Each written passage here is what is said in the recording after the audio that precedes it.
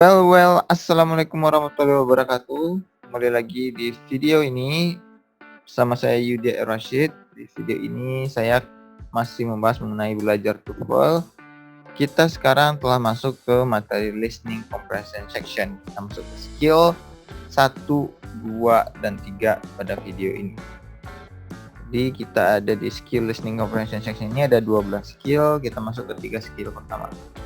Di video sebelumnya ingat listening comprehension section ini waktunya hanya sekitar 35 menit sesuai dengan recording dan satu soal langsung dikerjakan.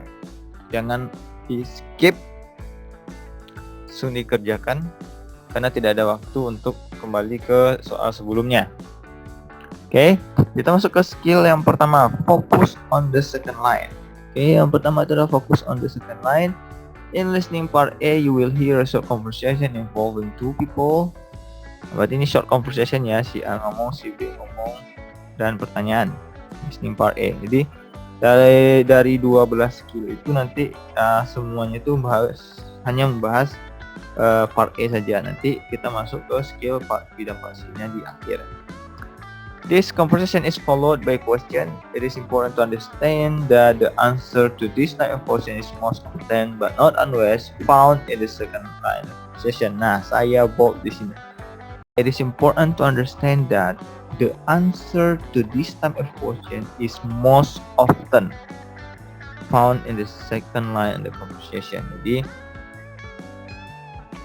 yang paling penting untuk yang skill ini adalah bahwa dari short conversation itu kita mesti fokus ke pembicara kedua.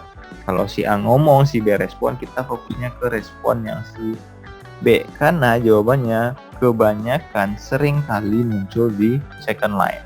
Tapi tidak selalu. Oke, strateginya apa? The focus on the second line. The second line of the conversation probably contains the answer to the question. Yang kedua, listen to the first line of the conversation. If you understand it, that's good. If you don't understand it, don't worry because it probably does not contain the answer. And ketiga, be ready to focus on the second line of the conversation because it probably contains the answer. Repeat the second line in your mind as you read the answer in the text. Jadi, karena kita tidak dibolehkan untuk take note, jadi kita tidak bisa menuliskan apa yang ada di second line atau pembicara kedua, jadi kita harus mengingat-ingatnya. Jadi ketika kita misalnya mendengar pembicara pertama itu bagus, tapi kalau tidak terdengar pun tidak masalah sebenarnya, karena kita mesti bisa menjawab pertanyaan tersebut jika kita bisa mendengar dan memahami si pembicara kedua. Jadi fokus on the second line. Kalau kedua-duanya paham dan dengar, itu lebih bagus. Kita lihat contohnya di sini. On the recording you hear, Billy really made a big mistake this time. Yes, he forgot to turn in his research paper. What does woman say about Billy? In your textbook you read Alpha, it was the first time he made a mistake. Bravo, he forgot to write his paper. Charlie, he turned in paper to the wrong place. And Delta, he didn't remember to submit the assignment. Kalau kita hanya mendengar kalimat pertama, Billy really made a big mistake this time, kita mungkin akan menjawab yang apa? It was the first time he made a mistake. Okay. Karena dia bikin kesalahan. Nah, kalau kita hanya mendengar the second line atau the second speaker, he forgot to turn in his research paper. Dia lupa untuk mengumpulkan makalah penelitian dia, atau tulisan dia. Nah, apakah he forgot to write atau he forgot to turn in the paper in the wrong place, atau he didn't remember to submit? Jawabannya adalah Delta. He didn't remember to submit his assignment. Nah, satu hal yang perlu diperhatikan di TOEFL ini bahwa apapun jawaban yang kita temukan itu biasanya optionnya itu dalam bentuk sinonimnya atau dalam bentuk restatementnya. Jadi kalau di sini dia turn in, itu sama maknanya dengan submit, mengumpulkan. Kita coba lanjut ke exercise. Okay, exercise 1. In this exercise should focus on second line on the conversation, read the question and then choose the best answer to that question. Remember that you can probably answer the question easily with only the second time.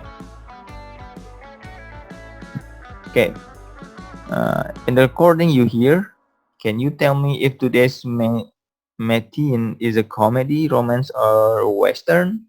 I have no idea. What does the woman mean? Kita harus fokus ke I have no idea. Kira-kira jawabannya adalah apakah he strong ideas, she has strong ideas, or she prefers comedies, or she doesn't like today's matin, or she doesn't know.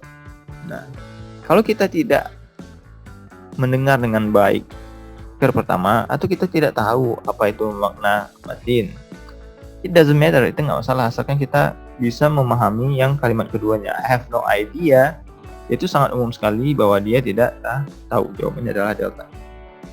Kita lihat ke nomor keduanya. Was everyone at home at Barb house when you went there to deliver a package? Was anyone at home at Barb's house when you went there to deliver the package? I rang the bell but no one answered. What does the man imply? I rang the bell but no one answered. Rang itu adalah bentuk kedua dari ring, bentuk verb kedua ya, bentuk past tense dari ring. Dia ring the bell but no one answered. Dia membunyikan bell tapi nggak ada yang jawab. Jawabannya adalah apakah Bart answered the bell? The house was probably empty. The bell wasn't in the house. The house doesn't have a bell. Jawabannya adalah bravo. The house was probably empty. Okay. Kita aja ke nomor 3. Nah, nomor 3, you just got back from the interview for the internship. How do you think it went? I think it's highly unlikely that I got a job. Ulang. I think it's highly unlikely that I got a job. You just got back from the interview for the internship. How do you think it went? I think it's highly unlikely that I got a job. What does the man suggest? Apakah it is unlikely that he will go to interview? Dia berbalik. Masa unlikely he will go. Apakah he thinks he will be recommended for a high level job? Or the interview was apparently quite unsuccessful? Or he had an excellent interview? Ini saling bertentangan antara dua ini ya. Jawabannya adalah the highly unlikely. Highly unlikely itu berarti jawabannya apa coba kira-kira? Apakah dia tidak jadi pergi ke interview? Apakah interviewnya sangat bagus? Apakah sangat excellent interviewnya atau sangat tidak lancar, unsuccessful? Highly unlikely itu maknanya apa? Itu sangat mungkin. I think it's highly unlikely that I got a job. Highly unlikely, sangat mungkin. Apakah benar itu?